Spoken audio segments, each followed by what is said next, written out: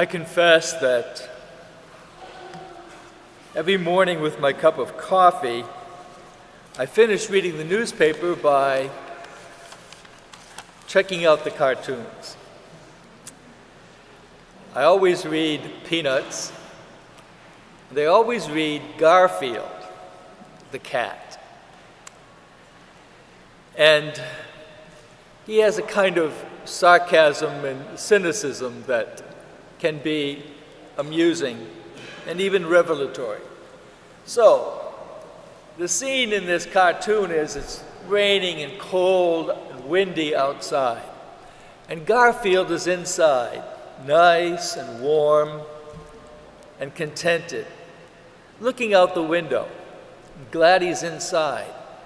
And who appears in the window but Odie, the dog, shivering, cold, hungry, begging for some comfort. And Garfield says, "This is horrible. I can't stand it." And so in the last panel he goes and he puts down the blinds and closes the curtain. So he doesn't have to look at suffering Odie. Well, we choose what we see. Psychologists can tell us that. It's part of life. We don't see everything. Our perception is quite selective. When I used to teach leadership in grad school, I used to tell my students this, that any attitude you have, no matter how dysfunctional, is validated for you through the miracle of selective perception. That is just a fact of life. We see what we want to see. We listen to what affirms what we already believe. So, this story is a real shake-up story. It is for me. I think it has been for a lot of people, like I mentioned at the beginning of Mass. The rich man, Dives means just the rich man, and Lazarus. Now in this story, the Lord doesn't say that the rich man tormented Lazarus. He doesn't say he cheated Lazarus. He doesn't say he scolded Lazarus. He just didn't see him. He never recognized him as a fellow human being.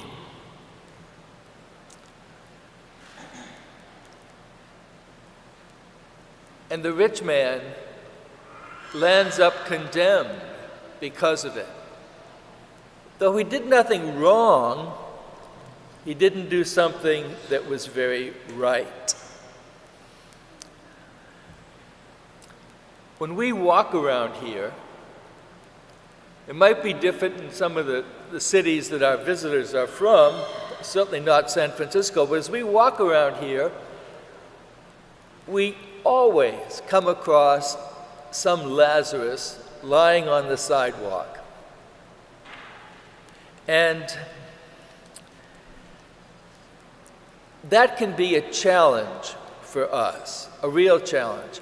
I've volunteered for the Great Ministry, and I've noticed when we bring food on the weekends to people, a hard-boiled egg, a sandwich, a banana, a hot cup of coffee, they're very grateful, and they seem to take care of one another. But when I see them lying on the street, I have a real issue with that. I have a problem with that. I can't quite get past the fact that it seems to be a denial of all the values upon which I've based my life. So I'm tempted, perhaps you are too, to say, why are they throwing away their lives? Why don't they get a job? There are lots of jobs, but they just lay there. And it can be kind of discouraging to try to help. I remember Charlie. Perhaps you remember Charlie. He laid out in front of the church for about 13 years. He preferred to stay outside even when he was offered an apartment. And he came into some money after his mother's death, and he was sent, I think, by a court supervisor to get dried out because he always had vodka in his satchel. It was like his mother's milk, and he just relied upon vodka, vodka, vodka. He was never without it. So he got sent away to be dried out. And the word was, like a miracle, Charlie is off of his vodka. So I was talking to him, and I said, you know, Charlie, I've heard that you're off of the vodka. I was so encouraged by that. He said, yeah, vodka is just not part of my life anymore. And then I look at his satchel, and there's a bottle of brown liquid in there. I said, Charlie, what's that? He said, oh, that's bourbon. I said, wow. How difficult it can be to help people who, for whatever reason, are throwing away their lives. So what do we do about that? I'll tell you another story about Father Horace McKenna, who spent a long time in southern Maryland. There was nobody living on the street. He got assigned to St. Aloysius on North Capitol Street, and the place was flooded with all kinds of people living on the street. And he said, well, gee, I have to do something about this. So he made soup, like a big pot of pea soup, very nourishing. And he got cold cups, and he put them in his trunk, and he went around with the hot soup. And there was this man sleeping.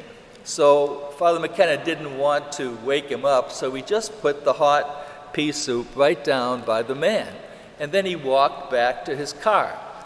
Unbeknownst to him, that homeless person was following him. And as he stood at his trunk, the homeless person took the cap off the hot soup and poured it onto his hat, which was an immense surprise. And Father McKenna turned around and said, why did you do that? And the homeless man said, you were willing to help me, but you didn't ask me my name. Very interesting.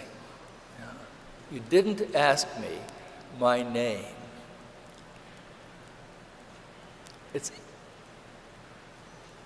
Among all the parables that Jesus taught, the only person actually given a name in Jesus' parables is Lazarus, the homeless person.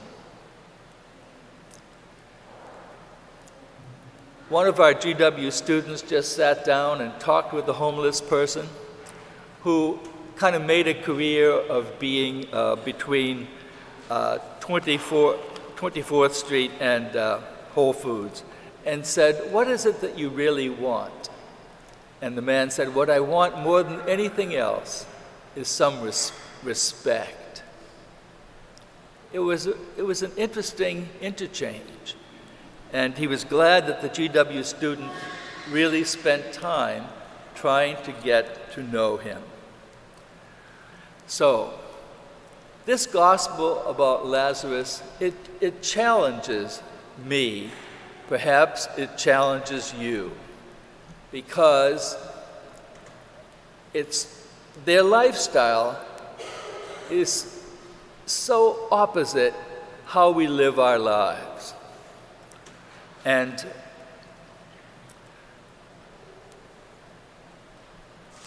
I have to get past whatever blockages I have in me to actually speak to them, to ask them their name, and to give them something, like a salty peanut butter bar, something that's nourishing, that's individually wrapped, and hopefully they will eat it. You and I are constantly coming across Lazarus sleeping on our sidewalk, in the nooks and crannies of buildings, sleeping on grates, in tent camps. And it's very important for us to realize they're human beings. God knows how they were treated in life, how they were brought up, so that they spent their life throwing themselves away. We don't know. It's impossible to judge. And you know what? We can't judge. We really can't. But we can give them the gift of respect, asking their name, and offering them something, because they are our brothers and our sisters. And someday, having done that, whatever obstacles you have to overcome, whatever obstacles I have to overcome, someday we'll hear those beautiful words from Matthew, the 25th chapter. As long as you did it for one of these, the least of my brothers, you did it for me. Welcome into the kingdom prepared for you from the foundation of the world. In the name of the Father, the Son, the Holy Spirit.